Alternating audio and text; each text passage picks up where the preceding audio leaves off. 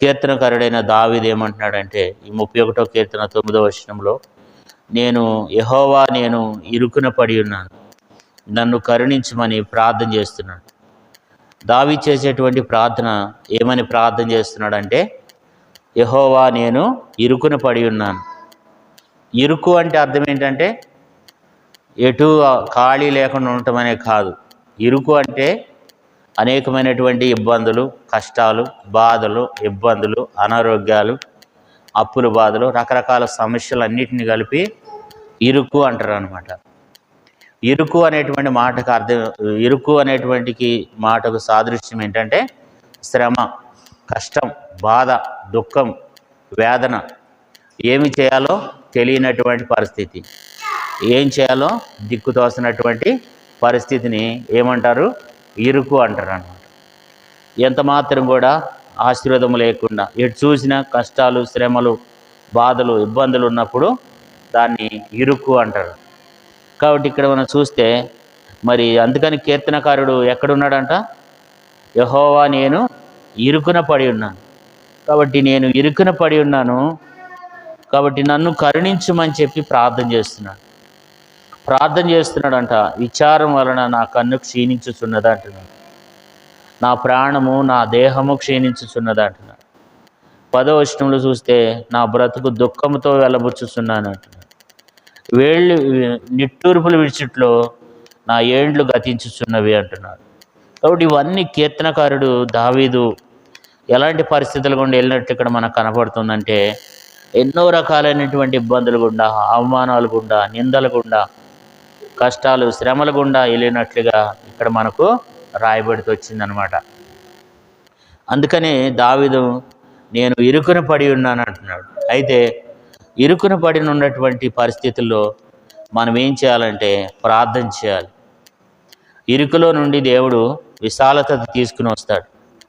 మనం ప్రార్థన బట్టి మనం దేవుని దగ్గర మనం వేడుకుంటే, దేవుని దగ్గర మనం మొరపెట్టినప్పుడు మనకున్నటువంటి సమస్యల నుంచి, మనకున్నటువంటి కష్టాల నుంచి దేవుడు మనల్ని ఏం చేస్తాడు? ఇడిపిస్తాడు అనమాట. అందుకని ఇక్కడ యెహోవా నేను ఇరుకున పడి ఉన్నానని చెప్పి కీర్తనకారుడు దేవునికి మొరపెడతాడు.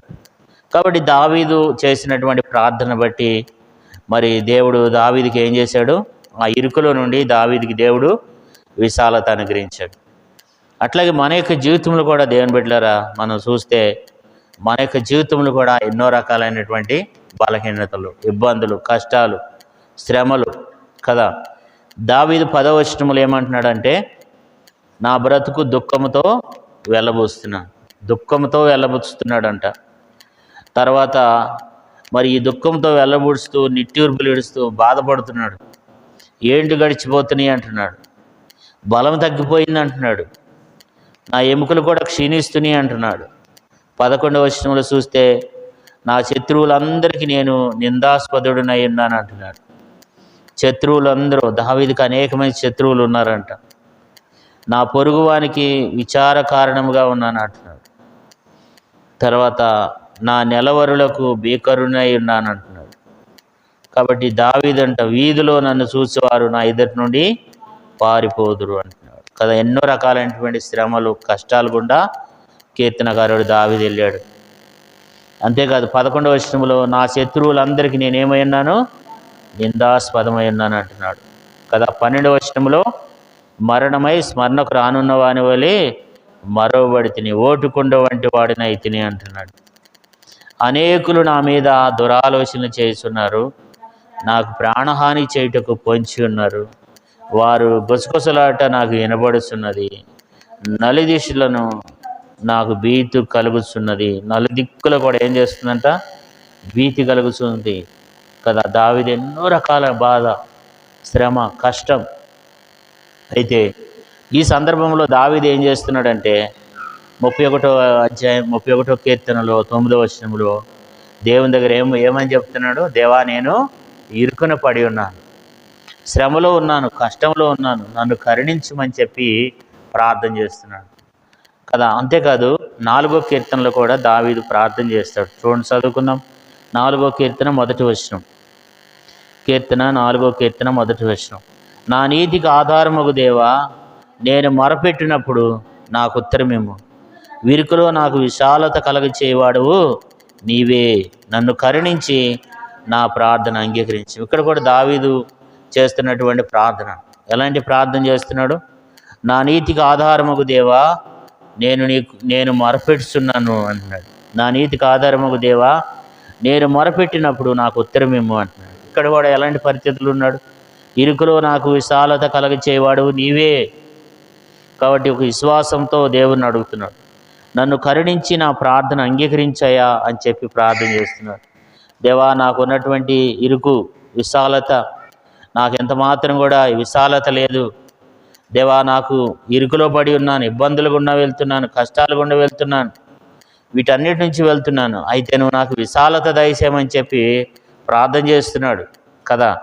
దేవుని దగ్గర విజ్ఞాపన చేస్తున్నాడు, దేవునికి మొరపెడుతున్నాడు కదా. తనకు కలిగినటువంటి బాధ, తనకున్నటువంటి ఇరుకు, ఇబ్బంది, శ్రమ, కష్టం, ఎటు చూసిన పోరాటాలు, ఎన్నో రకాలైనటువంటి పరిస్థితులు గుండా కీర్తనకారుడైన దావీదు వెళుతూ ఏమంటున్నాడు? దేవునికి మొరపెట్టి దేవుని దగ్గర ప్రార్థన చేస్తున్నాడు అన్నమాట. ఎందుకంటే ఆ బాధ కలుగుతుంది, శ్రమ కలుగుతుంది, ఇబ్బంది కలుగుతుంది, అనేకమైనటువంటి కష్టతరమైనటువంటి పరిస్థితులు గుండా వెళుతూ దావీదు దేవుణ్ణి ప్రార్థన చేస్తూ వచ్చాడు. దేవుడు ఆ ప్రార్థన వింటున్నాడు, దేవుడు ఆ ప్రార్థన అంగీకరిస్తున్నాడు కదా. ఎప్పుడైతే ఈ ప్రార్థన మనం చేస్తామో మన కుటుంబంలో కూడా వ్యక్తిగతంగా మనకు ఏవైతే సమస్యలు ఉన్నాయో, ఏవైతే ఇబ్బందులు ఉన్నాయో వాటన్నిటి నుంచి దేవుడు మనల్ని కూడా ఏం చేస్తాడు? ఇడిపిస్తాడు, రక్షిస్తాడు అన్నమాట కదా. బైబిల్ మనం చూసినట్లయితే ఆదికాండం నుంచి ప్రకటన గ్రంథం వరకు కూడా అనేక మంది ఇబ్బందుల నుండి వాళ్ళు దేవునికి మొరపెట్టారు, దేవునికి వాళ్ళు ప్రార్థన చేశారు కదా. వాళ్ళు ప్రార్థన చేసినప్పుడు దేవుడు వాళ్ళను ఇరుకులో నుంచి దేవుడు వాళ్ళని ఏం చేశాడు? విశాలంలోనికి నడిపించాడు అనమాట. వాళ్ళని విశాలమైనటువంటి ప్రదేశానికి. విశాలం అంటే అర్థం ఏంటంటే ఆశీర్వాదము, విశాలం అంటే విడుదల, విశాలం అంటే నెమ్మది, విశాలం అంటే అన్ని రకాలైన ఎటువంటి కొదువు లేదని అర్థం. విశాలంలోనికి దేవుడు మన పితరులందరినీ కూడా నడిపించాడు. శ్రమలో ఉన్నప్పుడు, కష్టములు అప్పుడు భక్తులు ఏం చేశారంటే ప్రార్థన చేశారన్నమాట. ఉదాహరణకి మనష్షే ప్రార్థన చేశాడు. ఎలాంటి పరిస్థితుల నుండి ప్రార్థన చేశాడండి? 2వ దినవృత్తాంతం గ్రంథంలో ఉంటుంది. మనము పోయిన వారం కాకుండా అంత క్రితం వారం చదువుకున్నాం. మనష్షే అంట భయంకరమైనటువంటి పరిస్థితులు ఉండి తనను పట్టుకుని పోయినారు, గొలుసులతో బంధించి పట్టుకుని పోయినప్పుడు మనష్షే ఏం చేశాడు? మొరపెట్టినప్పుడు, ప్రార్థన చేసినప్పుడు దేవుడు మనష్షేని ఏం చేశాడు? మరలా తిరిగి తన రాజ్యంలోనికి తీసుకుని వచ్చిండు కదా. 2వ దినవృత్తాంతంలో 33వ అధ్యాయము 12వ వచనంలో ఈ మాట ఉందన్నమాట. చదవవలసిన లేదు కానీ 2వ దినవృత్తాంతములు 33, 12, 13 వచనాల్లో ఉంది. అంటే మనష్షే ఎలాంటి పరిస్థితులు గుండా వెళ్ళినాడు కదా. శత్రువులు తీసుకుని పోయినప్పుడు, మరి తీసుకుని వెళ్ళి తనను గొలుసులతో బంధించినప్పుడు, ఆ కష్టంలో ఉన్నప్పుడు, శ్రమలో ఉన్నప్పుడు దేవునికి ఏం చేశాడు? ప్రార్థన చేసినప్పుడు దేవుడు తనకు విశాలత దయచేశాడు కదా. అట్లా మన యొక్క జీవితాల్లో కూడా దేవుడు ఏం చేస్తాడంటే విశాలత అనుగ్రహిస్తాడు. ఇరుకులో దేవుడు ఏం చేస్తాడు? విశాలత దయచేస్తాడు. ఇక్కడ కూడా కీర్తనకారుడు అంటున్నాడు, 4వ కీర్తనలో మనం చదువుకుంటూ వచ్చినాం. ఏమి చెప్తున్నాడు? 4వ కీర్తనలో, నా నీతికి ఆధారముగు దేవా నేను మొరపెట్టినప్పుడు నాకు ఉత్తరమేమో. ఇరుకులో నాకు విశాలత కలగచేవాడువు నీవే. నన్ను కరుణించి నా ప్రార్థన. ఇరుకులో దేవుడు ఏం చేస్తాడంటే విశాలత అనుగ్రహిస్తాడు. అందుకని ఏమంటాడు చూడండి, దావీదుకి దేవుడు విశాలత తీసుకొచ్చిండంట. చూడండి 118వ కీర్తనలో మరి ఈ మాట అంటాడు. 118వ కీర్తన 118 కీర్తన 118వ కీర్తన ఈ మాట చదువుకుందాం. 118వ కీర్తనలో 5వ వచనం అనుకుంటా. చూడండి 118 5వ వచనం. కీర్తన గ్రంథం 118వ కీర్తన 5వ వచనం. ఇరుకునందుండి నేను యెహోవాకు మొరపెట్టి తిని, విశాల స్థలమందు యెహోవా నాకు ఉత్తరం ఇచ్చాను. ఇక్కడ మనం చూస్తే ఏం చెప్తున్నాడు దావీదు? ఇప్పుడు ఇరుకునందుండి నేను యెహోవాకు మొరపెట్టి తిని, విశాల స్థలమందు యెహోవా నాకు ఉత్తరం ఇచ్చాను. 118వ కీర్తన 5వ వచనంలో అంటున్నాడు. ఈ మాట దావీదు చాలా అనుభవపూర్వకంగా చెప్తున్నాడు.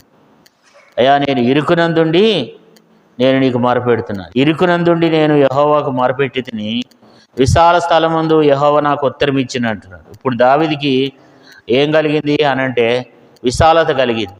మనం చూసినట్లయితే 4వ కీర్తన చదువుకున్నాం. 4వ కీర్తన 1వ వచనంలో ఏముందంటే, ఇరుకులో నాకు విశాలత కలగజేవాడు నీవే అని ప్రార్థన చేశాడు. నన్ను కరుణించి నా ప్రార్థన అంగీకరించమన్నాడు.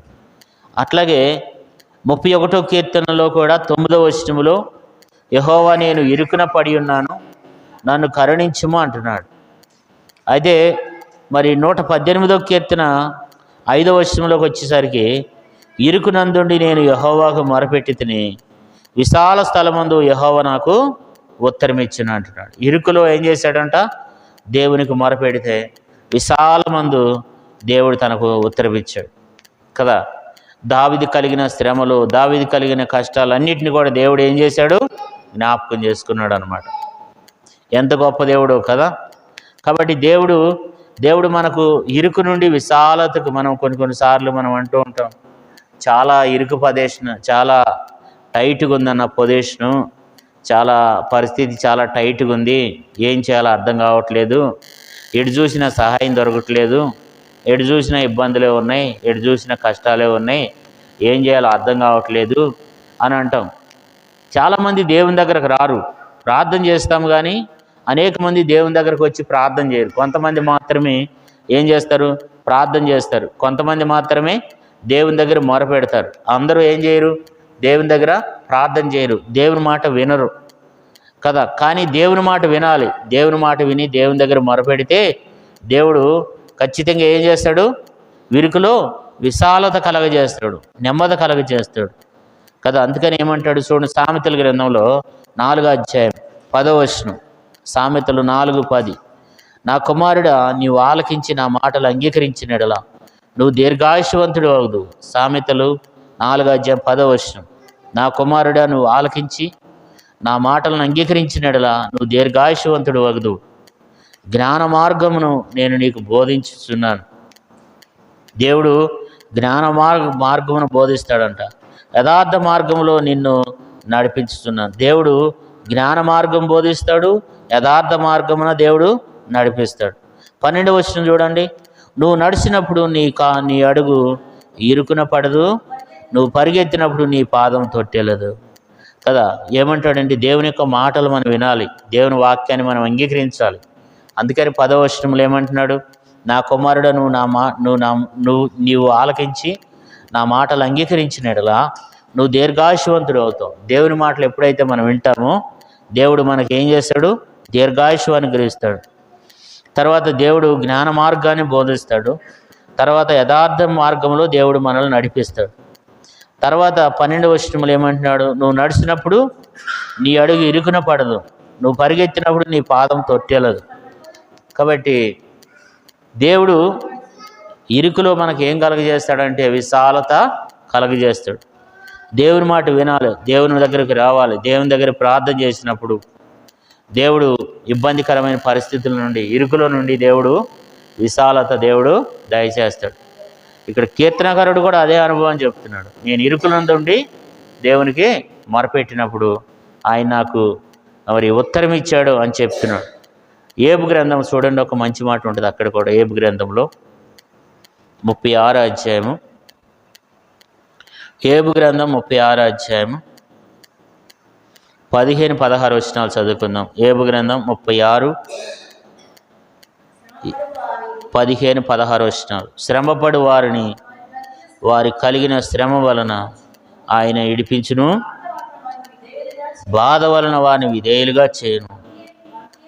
అంతేకాక బాధల నుండి ఆయన నిన్ను తప్పించును, ఇరుకులేని విశాల స్థలమునకు నిన్ను తోడుకుని పోవును, నీ ఆహారమును కొవ్వుతో నింపును.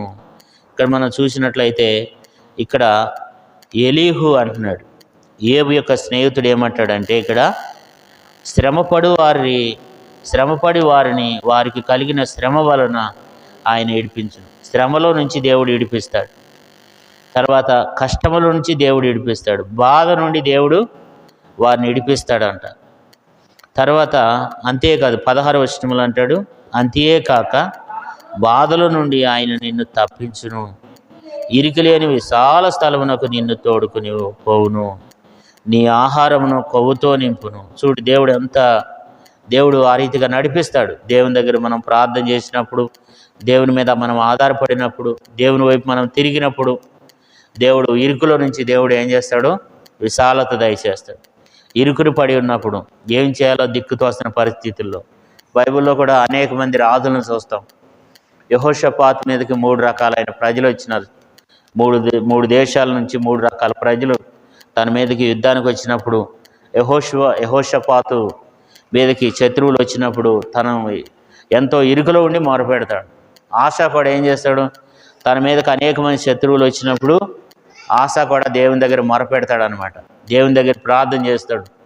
ఏమి చేయటం నాకు తోసదు అంటాడు. అలాంటి ఇరుకులో పడి ఉన్నటువంటి స్థితిలో నుంచి దేవుడు ఏం చేస్తాడు? కరుణిస్తాడు అనమాట. అందుకని ఏమంటాడు? యెహోవా నేను ఇరుకుని పడి ఉన్నాను అంటున్నాడు. కాబట్టి కీర్తనకారుడు కూడా ఏమంటాడంటే 31వ కీర్తన 9వ వచనంలో మనం మరొకసారి చదువుకుందాం. 31వ కీర్తన 9వ వచనం, యెహోవా నేను ఇరుకుని పడి ఉన్నాను, నన్ను కరుణించమని ప్రార్థన చేస్తాడు. అదే 118వ కీర్తనలో 5వ వచనాన్ని మనం చూసాం. అక్కడ ఏమంటాడు చూడండి. 118వ కీర్తన, అక్కడ విడుదల కలిగింది. తనకు దేవుడు తన మొర ఆలకించిండు, దేవుడు తన ప్రార్థన అంగీకరించిండు. తనకున్నటువంటి బాధల నుంచి కష్టాల నుంచి దేవుడు దావీదుని రక్షించాడు. 118వ కీర్తన మరొకసారి మనం జ్ఞాపకం చేసుకుందాం.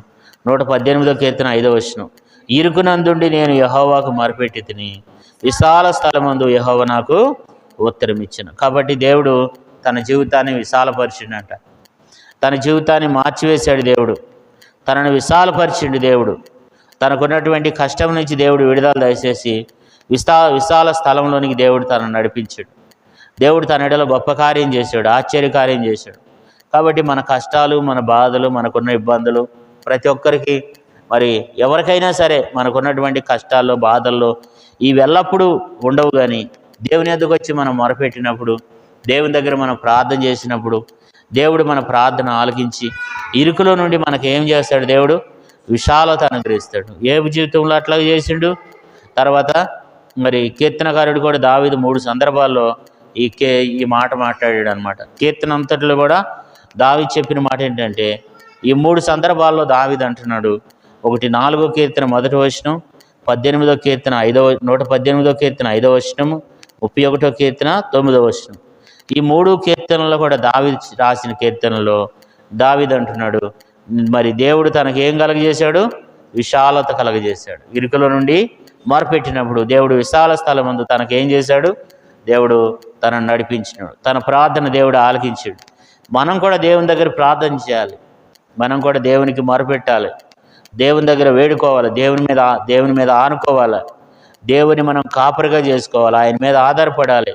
ఆయన వైపు మనం చూసినప్పుడు దేవుడు దేవుడు మనల్ని కూడా ఏం చేస్తాడంటే, ఇరుకుల నుండి దేవుడు మనలను తప్పించి విశాల మార్గంలోనికి దేవుడు మనల్ని నడిపిస్తాడు. మనకు కలిగిన శ్రమల నుంచి, కష్టం నుండి, బాధ నుండి, ఇబ్బందులన్నిటి నుంచి కదా, ఇరుకులో నుండి దేవుడు విశాలంలోకి చేస్తాడు కదా. ఈ రాత్రి కూడా మనం ప్రార్థన చేసుకుందాం, దేవుని దగ్గర వేడుకుందాం. దేవా, దావీదు వలె ప్రార్థన చేస్తున్నానయ్యా, ఇరుకులో పడి ఉన్నాను, అనేకమైనటువంటి ఇరుకులు ఉన్నాయి, ఇబ్బందులు ఉన్నాయి, అనారోగ్యాలు ఉన్నాయి, ఎన్నో రకాలైనటువంటి సమస్యలు ఉన్నాయి, ఎన్నో కష్టాలు ఉన్నాయి, ఎన్నో బాధలు ఉన్నాయి, ఎన్నో ఇబ్బందులు గుండా, ఎన్నో అవసరాతులు గుండా మేము వెళ్తున్నాం. దేవా, మా యందు కనికరపడి మా యందు మేలు చేయమని దేవుని దగ్గర మనం ప్రార్థన చేద్దాం, దేవుని వేడుకుందాం. దావీదు కూడా ఏం చేస్తూ వచ్చాడు?